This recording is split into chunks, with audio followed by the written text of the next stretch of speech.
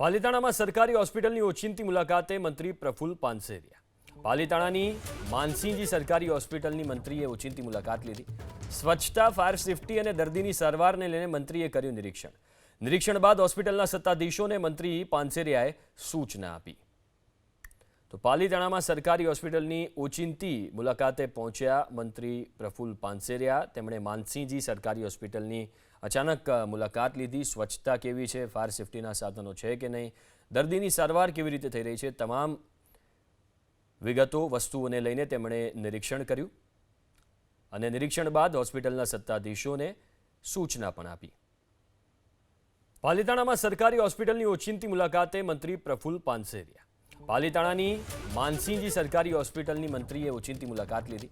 સ્વચ્છતા, fire safety અને દર્દીની સારવારને લઈને મંત્રીએ કર્યું નિરીક્ષણ। નિરીક્ષણ બાદ હોસ્પિટલના સત્તાધીશોને મંત્રી પાનસેરિયાએ સૂચના આપી। તો પાલિતાણામાં સરકારી હોસ્પિટલની ઓચિંતી મુલાકાતે પહોંચ્યા મંત્રી પ્રફુલ્લ પાનસેરિયા। તેમણે માનસિંહજી સરકારી હોસ્પિટલની અચાનક મુલાકાત લીધી। સ્વચ્છતા કેવી છે, ફાયર સેફટીના સાધનો છે કે નહીં, દર્દીની સારવાર કેવી રીતે થઈ રહી છે, તમામ વિગતો વસ્તુઓને લઈને તેમણે નિરીક્ષણ કર્યું અને નિરીક્ષણ બાદ હોસ્પિટલના સત્તાધીશોને સૂચના પણ આપી।